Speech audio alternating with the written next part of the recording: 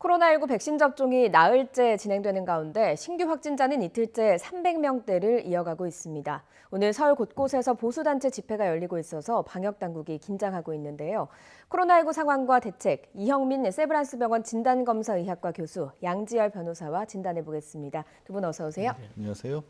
네, 먼저 이틀 연속 300명대가 나왔습니다. 확진자 현황 양지열 변호사가 정리해 주시죠. 오늘 나온 게 355명이고요. 어제 기준으로 해서 이틀 연속 300명대입니다. 지난 한 주도 300명대 중반을 유지하고 있고, 다만 300명대라고 하더라도 아시다시피 주말 같은 경우에는 이 검사 수 자체가 조금 줄어들기 때문에 이게 계속해서 안심할 만한 상황은 절대로 안 된다. 1월 말 이후로 주말 검사 기준으로 봤었을 때는 여전히 굉장히 높은 숫자를 유지하고 있는 그런 상황입니다. 예, 지금 2주간 보면요, 300~400명대를 왔다 갔다 하는 것 같거든요. 더 줄지도 확 늘지도 않는 상황인데 지금 상황 어떻게 봐야 되겠습니까? 지금 상황은 말씀하셨던 것처럼 어느 정도 이제 그 사회적 거리두기하고 코로나19 발생 현황이 그 안정세를 유지하고 있는 상황이라고 볼 수가 있습니다. 그런데 이제 이게 결코 우리가 안심할 만한 안정세는 아니라고 생각이 되고요. 이 상황에서 어느 한쪽만 조금이라도 변하면은, 즉 외국에서 변형이 들어온다던가 아니면 우리의 사회적 거리두기가 조금 더 완화된다던가 이런 것만 있게 되면 다시 또 급등할 그러한 가능성이 충분히 있습니다.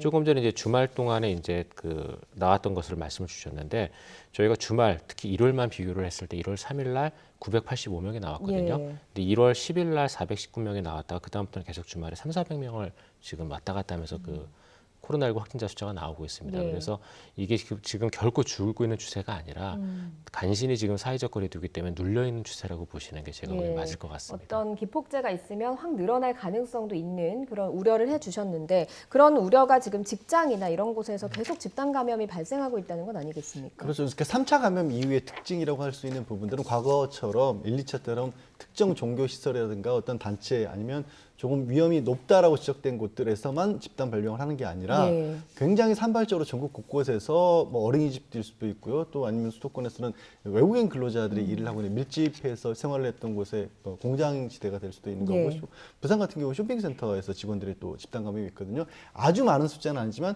전국에 정말 산발적으로 어디서 어떻게 터질지 모르는 소규모 집단 감염이 계속 이어지면서 그게 모여들어서 이 300명대, 400명대를 유지하고 있는 상황. 그리고 특히 수도권 같은 경우는 어제도 260명으로 가장 많았습니다. 그러니까 수도권의 밀집도도 있지만 수도권에서는 여전히 잠재적으로 위험도가 있다라는 것이고 전국적으로도 퍼져 있는 상황이고요.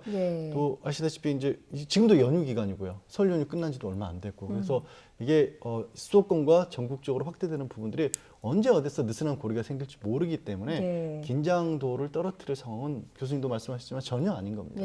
교수님, 지금 직장이나 어린이집 그리고 같이 그 생활을 하는 가족들 5인 이상 지금 사적 모임을 금지를 해놨음에도 불구하고 이런 곳에서 지금 발생을 하는 거는 조금 사람들의 방역 의식이 느슨해졌기 때문이다, 이렇게 봐야 되겠습니까? 어떻습니까? 예, 맞습니다. 이제 그런 측면들이 분명히 있고요. 그렇기 때문에 저희가 이제 조금 더 긴장을 해야 되는 상황이거든요.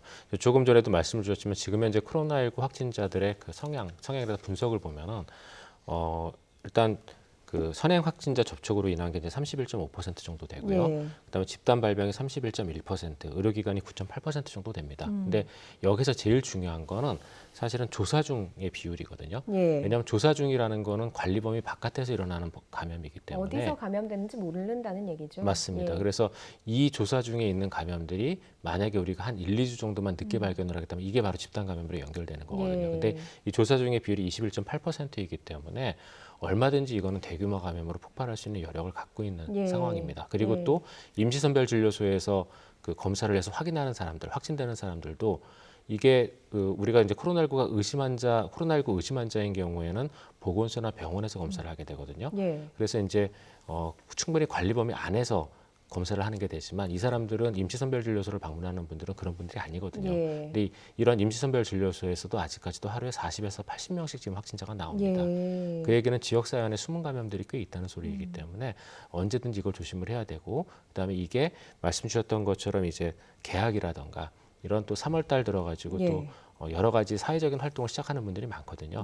그것과 맞물리게 되면은 분명히 증가할 수 있습니다.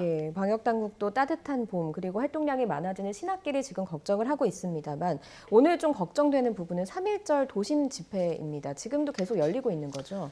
오늘 11시부터 본격적인 집회가 시작이 됐기 때문에 지금 한창 진행 중이라고 볼 수 있고요. 사실 이게 그렇습니다. 이렇게 법원에서 서류를 놓고 봤었을 때는 분명히 다른 단체, 다른 조직에서 다른 지역, 그러니까 광화문 주변에서 뭐 지하철역이라든가 아니면 뭐 대한문 앞이라든가 일정 아주 작은 지역들을 단위로 해서 예. 신청을 했기 때문에 법원에서 봤었을 때는 이거를 마구 그냥 단순하게 막는다는 건 어찌 보면 집회의 결사의 자유에 대해서 표현의 자유에 대해서 너무 엄격하게 너무 보장을 못 해주는 것이다라는 판단을 하셨을 수 있습니다. 예. 법원 입장에서는.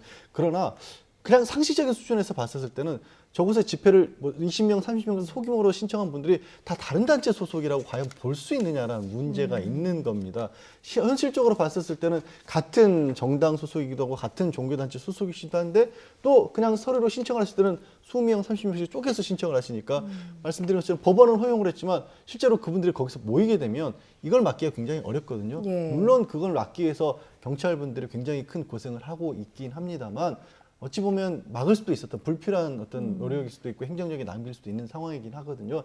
게다가 걱정되는 부분들은 이 집회를 주도하는 걸로 알려진 인물들이 있지 않습니까? 그분들이 신청을 한 100명 이상의 대규모 집회들은 다 허용을 안 했어요. 예. 하지만 그분들 집회가 허용이 안 되니까 이게 연담 역분수를 중심으로 해서 그곳에 올라서 말씀을 하시고 예. 뭐 대중들을 향해서 어떻게 보면 자신에 대한 지지라든가 여러 가지 코로나19와 관련된 부분들이라든가 정부에 대한 비판 같은 걸 이어가면 자연스럽게 그 연단을 중심으로 모여들 수밖에 없지 않습니까?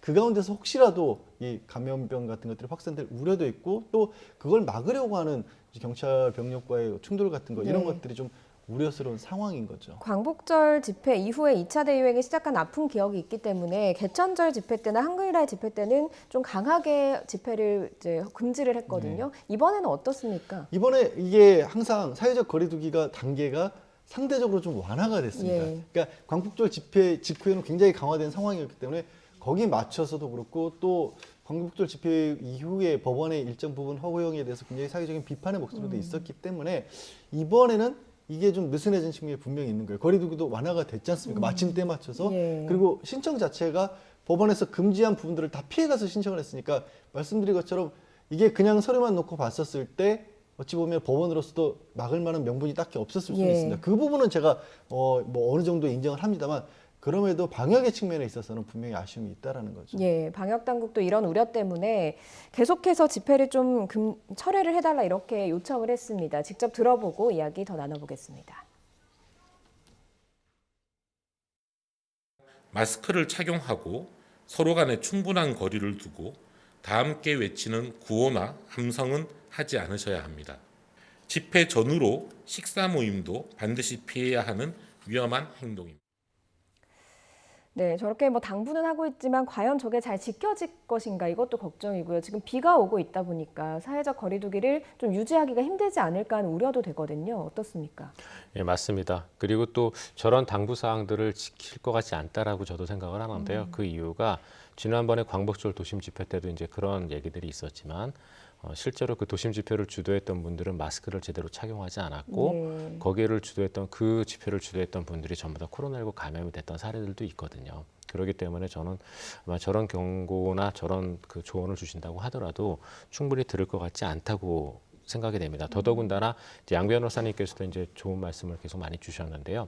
지금 현재 사회는 5인 이상의 집합 금지가 되어 있는 상황입니다. 예. 이런 상황에서 20인, 30인의 집회도 저는 적절하지 않다고 생각을 하거든요. 예. 그간의 어떤 이런 집회를 마치고 나서 또는 이런 집회 도중에 보여줬던 여러 가지 행동을 봤을 때 분명히 이런 집회가 계속적으로 열리게 된다면 코로나19 확산의 계기가 될 가능성이 높기 때문에요. 예. 당분간은 좀 이런 집회를 갖지 않도록 하는 게 필요할 것 같습니다. 예, 두 분 다 이제 5인 이상 집합 금지를 해놓은 상태에서 20, 30명이 모이는 것에 대한 우려를 해주셨는데 뭐 법원도 고심이 컸을 것 같습니다만 경찰이 대신에 좀 엄정하게 대응을 하기로 하지 않았습니까? 네, 경찰이 일단 지금 집회의 규모를 위반해서 20, 30명으로 허가를 받았는데 100명 이상이 모이게 되면 그건 현재 집회가 불법적으로 그 순간에 변질이 되는 거거든요. 그거 나름대로 이제 집회 시위에 관한 예. 법률로 또 처벌을 하는 것이 되고요. 그 이전에 참가하시는 분들 계속해서 나올 때마다 그렇게 모이시면 안 된다라는 안내까지도 지금 하고 있는 상황입니다. 예. 그리고 그게 이제 방역에 있어서 거리두기 같은 거 있죠. 사람 간의 거리를 떼야 된다거나 마스크 착용 안 했다든가 이런 것도 형사처벌 대상이 아니라 과태료 부과 대상이거든요. 그거는 또 그것대로 나름대로 따로 이 경찰이 이 부분을 막겠다라는 예. 겁니다. 그래서 그런 부분을 일일이 고지하는 과정조차도 사실 지난 광복절 집회 때 경찰분들도 뭐 감염이 되신 분들이 있었거든요. 그래서 제가 이제 이 사회적 이 에너지 낭비가 어찌 보면 더 큰 게 아니냐라는 예. 그런 말씀도 전했는데 비도 오는데 굉장히 고생들을 하고 계신 거죠. 예, 알겠습니다. 백신 접종 상황 이제 살펴보도록 하겠습니다. 첫날 5천여 명 정도 아스트라제네카 백신을 맞을 것으로 예상이 됐는데 만여 명 정도가 실제로 맞았거든요. 좀 백신 접종 속도가 빨라졌다라고 볼 수 있는 겁니까? 어떻습니까? 그렇죠. 첫날 데이터이기 때문에 저희가 좀 알기는 어렵고요. 네. 첫날 아스트라제네카 백신을 말씀하신 정도 인원이 맞았고, 그 다음에 이제 그 다음 날부터 이제 화이자 백신이 그 코로나19 중증 환자를 진료하는 의료진 네. 위주로 접종이 됐습니다. 그런데 주말이 껴 있었기 때문에 아직까지는 저희가 이 백신 접종의 속도나 이런 것들을 얘기하기는 어렵고 예. 이번 주부터 이제 이루어지는 그러한 접종 현황을 봐야 될 것 같고요. 또 한 가지 지표는 이제 3월 8일 정도부터는 코로나19에 노출될 가능성이 많은 그러한 3차 의료기관하고 전국의 의료기관 위주로 또 접종이 시작이 되거든요. 예. 그래서 아마 그런 것 접종들이 시작이 되면은 아마 점차 속도가 날 것으로 생각이 됩니다. 좀 속도가 빨리 나야 되는 이유는 변이 바이러스에 대한 이 백신이 좀 대응력이 있는지 없는지 확신할 수 없기 때문이잖아요. 속도가 좀 나는 게 중요한 시점인 건가요?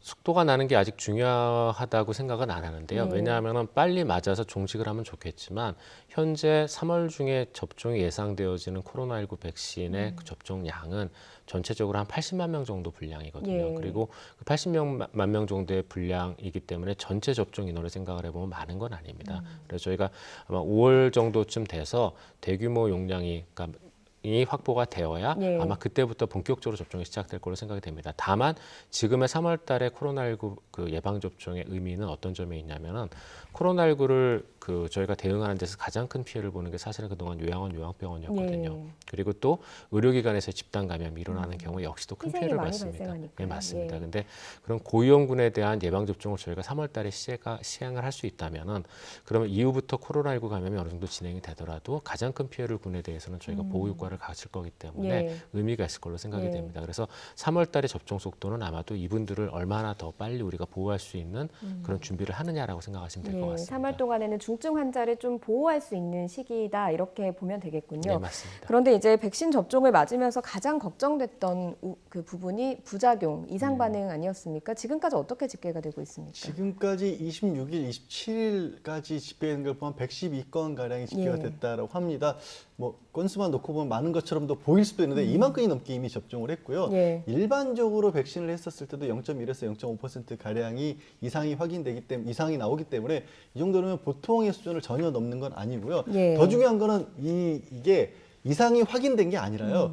내가 좀 메스껍다. 내가 좀 이상이 있는 것 같다라고 말씀을 하신 분들이 112건이거든요. 그러니까 코로나19 백신 때문에 이게 발생했다기보다 뭔가 이상이 있는 것처럼 이렇게 얘기를 하신 분들이 112건이고 그중에서 실제로 인과관계가 있다라고 밝혀진 건 없는 겁니다.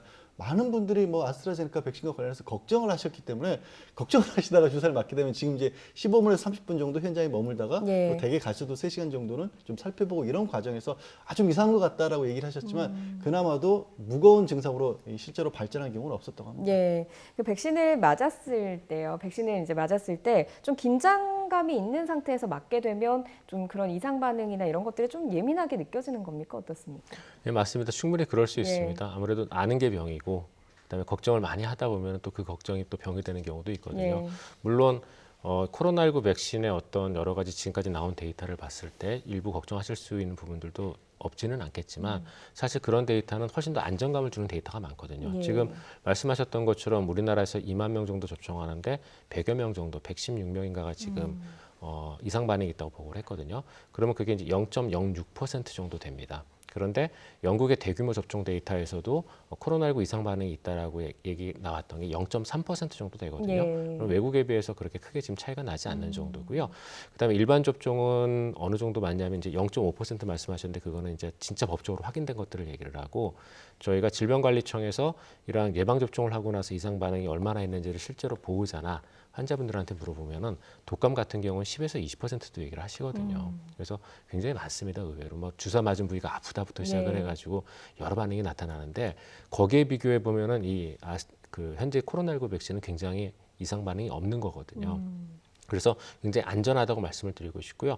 그다음에 모더나와 화이자 백신, 그다음에 아스트라제네카 백신의 어떤 비교에 있어서 많은 분들이 이제 혼동하시는 부분이 있는데 이 두 백신의 안전성만을 놓고 보게 되면 아스트라제네카 쪽이 오히려 조금 더 부작용이 없습니다. 예. 영국 쪽에서도 마찬가지 데이터가 예. 나왔거든요.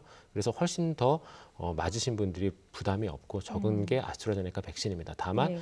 이제 맞고 나서의 효능에 대한 부분들이 아스트라제네카 쪽에 몇 가지 이슈가 있었기 때문에 얘기가 나오는 것들이고 그런데 그런 이슈들도 최근에 스코틀랜드에서의 140만 명에 대한 데이터, 접종 데이터를 예. 봤을 때 실제 맞은 환자들의 어떤 중증 감염이라든가 발병에 대한 보호 효과는 아스트라제네카 백신이나 화이자 백신이 큰 차이가 없었다라고 이미 나왔습니다. 예. 그래서 제가 보기에는 이 아스트라제네카 백신에 대한 어떤 그 좀 근거 없는 그런 불안한 그런 감정이나 이런 것들은 굳이 느끼지 않으셔도 될 것 같습니다. 아무래도 65세 이상 고령층에 대한 그 효과에 대해서 좀 의문이 있었기 때문에 그런 부분들에 대해서 걱정을 하시는 것 같은데 백신을 맞을 때 30분, 3시간, 3일을 강조를 하더라고요. 방역 당국이. 왜 그런 건지 좀 설명을 해주시면 좀 안전하게 백신을 맞는다고 생각을 하실 수 있을 것 같거든요. 예, 맞습니다. 이제 저희가 백신을 맞고 나서 그러니까 예방 접종을 하고 나서 나타나는 여러 가지 반응들이 예. 있거든요. 그 중에서 제일 주의해야 되는 건 이제 아나필락시스라고 부르는 아주 급하게 일어나는 전신적인 알러지 반응입니다. 이 아나필락시스는 저희가 잘못 대응을 하게 되면 이제 사망할 수도 있고요. 근데 이 아나필락시스 같은 경우에는 대부분이 30분 이내에 일어납니다. 예. 그리고 그거를 우리가 확인을 하고 현장에서 적절한 조치를 취하게 되면 거의 큰 문제 없이 끝나거든요. 근데 이 아나필락시스는 사실 아스트라제네카 쪽은 거의 일어나지 않고 예. 화이자 쪽이 더 많이 일어납니다. 그래서 미국 같은 경우에 이제 그 화이자 백신을 화이자와 모더나 백신을 접종하고 데이터를 보시면은 아나필락시스가 10만 명에서 한 20만 명당 1명 정도꼴로 일어났습니다. 예. 그래서 굉장히 드물게 일어나지만 일어나면 좀 위중할 수 있기 때문에 얘기를 하는 거고 단 말씀드렸던 것처럼 30분 이내 조치를 취하면 큰 문제가 없기 때문에 미국에서 초기 이제 40명 정도의 아나필락시스 경험자에 대한 이제 데이터를 논문으로 낸 적이 있었는데요. 네. 그중에 이제 한 분 돌아가셨고 그러니까 39명은 큰 문제가 없으셨거든요. 예. 그래서 전체 미국에서 이루어졌던 그 현재까지의 백신 접종량이 수천만 명인 거를 놓고 봤을 때 이 정도의 안정성이면은 기존에 나왔던 그 어떤 백신보다도 훨씬 더 안전하다고 볼 수가 있을 것 예. 같습니다. 그래서 30분이 중요한 거고요. 그다음에 이제 3시간하고 3일은 그것들 외에도 이제 부작용들이 있을 수가 있거든요. 예. 특히 이제 3시간 정도 뒤에 부작용은 그 외에 여러 가지 뭐 통증이라든가 또 어지러움증 이런 또 백신들이 그 부작용들이 일부 일어날 수가 있고 그다음에 3일 같은 경우에도 우리가 이제 요 백신을 맞고 났을 때 일어나는 여러 가지 부작용들 중에서 이제 전신적인 어떤 반응들, 피로감이나 이런 것들도 일어납니다. 예. 그래서 그런 것들이 없어지게 되는데 보통 이제 3일 정도가 걸리거든요. 그래서 그러한 순차적인 어떤 나오는 반응들을 보시고 필요한 경우에는 의료기관을 방문해서 또 적절한 치료를 받으시게 되면은 그러면 큰 후유증이나 무리 없이 예방 접종을 하실 수 있을 걸로 생각이 됩니다. 백신에 대해서 이렇게 안전성을 의료진이 강조를 하고 있음에도 불구하고 가짜 뉴스가 계속해서 나오고 있습니다. 가짜 뉴스 내용을 보면 뭐 백신을 맞으면 치매에 걸린다 이런 황당한 이야기들이 나오고 있던데 어떤 상황인 겁니까? 글쎄 지금 말씀하신 것처럼 황당하다고 밖에 일반적인 상식을 비춰봤을 땐 그럴 수밖에 없습니다만은 그럼에도 불구하고 이게 건강이라고 하는 부분들 생명이 걸려 있다라고 보면 아무리 그 가능성이 낮다 그래도 사람은 뭔가 얘기를 들으면 혹시나 하는 마음이 들 수도 있지 않습니까? 맞아요. 또 그런 부분들을 파고드는 나쁜 뉴스가 정말 가짜 뉴스인 거고요. 경찰에서는 이 부분에 있어서만큼은 어떤 식의 법률을 적용해서라도 강력하게 막겠다. 그러니까 이게 일률적으로 가짜 뉴스라는 것만으로 지금 처벌할 수 있는 법령은 없습니다만은 예를 들어 지금 뭐 새롭게 지금 사진 것 같은 경우는 벽보를 붙였다 그러면 이게 불법 광고에 해당한다고 볼 수 있기 때문에 그런 식으로 법 적용을 해서라도 그리고 누군가의 어떻게 보면 명예를 훼손한다면 명예훼손이 될 수가 있는 거고요.